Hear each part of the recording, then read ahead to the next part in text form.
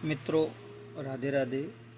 आज हम एक पुस्तक है जिसका नाम है मन की प्रचंड शक्ति। इसके कुछ विचार को जानेंगे। इसके लेखक है पंडित श्री राम शर्मा। इनमें एक टॉपिक है जिसका नाम है मन को अपना मित्र बनाएं। जिस प्रकार ज्ञान का कोई स्वरूप नहीं है, वह मन की ही एक शक्ति है, उसी प्रकार मन का भी कोई स्वतंत्र अस्तित्व नहीं है। इच्छा और विचार करने की शक्ति का नाम ही मन है। इसलिए मनोनिग्रह के लिए, मन को वश में रखने के लिए सर्वोत्तम उपाय यह है कि उसे निरंतर विचार निमग्न रखा जाए। एक विचार की दूसरे विचार से काट छांट स्थानापत्ति की जाती रहे। मन में अधिकांश वही इच्छाएं उठती है जो तत्काल या अल्पकाल में सुख दे सकती है। इंद्रियों के सुख उनमें प्रधान है।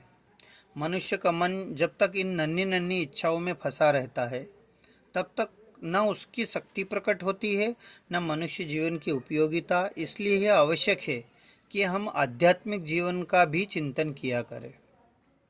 वैराग्य ऐसे ही चिंतन का नाम है जिसमें हम लोकोत्तर जीवन की कल्पना और सत्य जानने का प्रयास करते हैं। मन, बुद्धि, चित्त आदि शक्तियाँ मिली भी मनुष्य को इसलिए है कि मनुष्य अपना परमार्थिक उद्देश्य हल कर सके। भगवान कृष्ण ने गीता में वैराग्य को मनोनिग्रह का उपाय बताया है। महर्षि पतंजलि ने योग शास्त्र में अभ्यास वैराग्यम तन्निरोध, वैराग्य अभ्यास से मन का निरोध होता है, यह सूत्र लिखा है। अभ्यास से उद्धत मन वश में होता है। वैराग्य से उसे निर्मल और कोमल और शांत बनाया जा सकता है। हुआ यह है कि हमने अपने जीवन को बहिर्मुखी बना लिया है। उतना ही सोचते हैं जितना व्यक्त है, जितना दिखाई देता है, पर बहुत कुछ ऐसा भी है जो दिखाई नहीं देता, पर उसका स्वरूप वह शाश्वत सत्य भी है। अनेक वस्तुएं ऐसी भी है जिनसे इस जीवन में वैभव और इंद्रिय भोग का सुख दिखाई देता है, पर जन्म मरण का भय, प्रियजनों का बिछोह, खांसी, बुखार, बीमारी, कटुता, कलह, अत्याचार, भय, विद्वेष, प्राकृतिक प्रकोप, यह सब मनुष्य के बहिर्मुखी जीवन का गतिरोध करते हैं।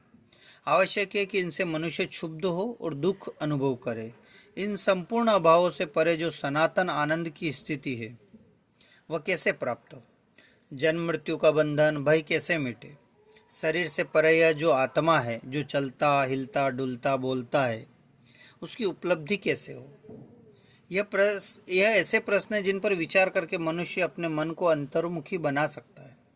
वैराग्य का यही स्वरूप है कि मनुष्य जितना लौकिक सुख साधनों का चिंतन करता है, उससे अधिक अमरत्व का, शाश्वत सुख और सनातन स्वरूप का भी चिंतन करे। आध्यात्मिक चिंतन आत्मकल्याण के लिए उपयोगी ही नहीं, आवश्यक भी है, किंतु लौकिक वासनाएं और इच्छाएं भी तो इतनी जल्दी नहीं मिटती। ईश्वर का भजन करने बैठी है, हाथ चलेगा, माला घूमेगी, मंत्र जाप भी होगा, किंतु मन जिससे ईश्वर के प्रकाश की ओर गमन करना चाहिए, वह तो बार बार अपनी प्रिय वस्तुएं, ऐच्छिक इंद्रियों के विषय भोगों की ओर लपेटे लेगा। कठोर संयम, तितिक्षाओं से मन को दंडित कर इस तरह भटकने से रोकने का भी विधान है। किंतु जिस प्रकार दंड से जानवर और भी क्रूर और हिंसक बनते हैं, उसी प्रकार मन भी चोट खाकर विद्रोह करता है। मन वस्तुतः हमारा शत्रु है। उसे यदि पुचकार कर मित्रतापूर्वक सलाह दी जाए, अर्थात प्रेम पूर्वक यह बताया जाए कि हे भाई, यह इंद्रिय सुख तुम कब तक भोग सकोगे? कब तक क्रोध, लोभ, मोह, संग्रह, व्यभिचार, अनाचार में पड़े रहकर अपने लिए कर्म के दुख की फसल बोते रहोगे? भाई, कुछ ऐसा काम करो जिससे पग पग पर होने वाली ईर्ष्या, अपमान, शोक, बीमारी, कलह की कुंठाओं से छुटकारा मिले। आखिर यह जीवन भी कितने दिन चलेगा? यह युवावस्था कब तक रहेगी? शरीर ढलेगा ही, मृत्यु होगी ही। क्यों ना अमरत्व की प्राप्ति के लिए प्रयत्न करे? क्यों ना अपने को परमात्मा की प्राप्ति की दिशा में अग्रसर करे?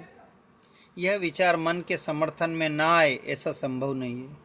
मन जैसा मित्र नहीं। आखिर वह भोग भी तो आत्मतृप्ति के लिए ही करता है, सुखी तो ढूंढता है। जितना ज्ञान विवेक विचार शक्ति होती है उतने क्षेत्र में वह सुख ही तो ढूंढता है। यदि अपना ज्ञान बढ़ाकर उसे बड़े सुख उच्च आध्यात्मिक लक्ष्य का ज्ञान कराया जा सके तो वह उधर भी हंसी खुशी चल देगा। स्वामी विवेकानंद, रामतीर्थ, शंकराचार्य, दयानंद आदि को भी उत्कृष्ट जीवन की ओर प्रेरित करने वाले उनके मन ही तो थे।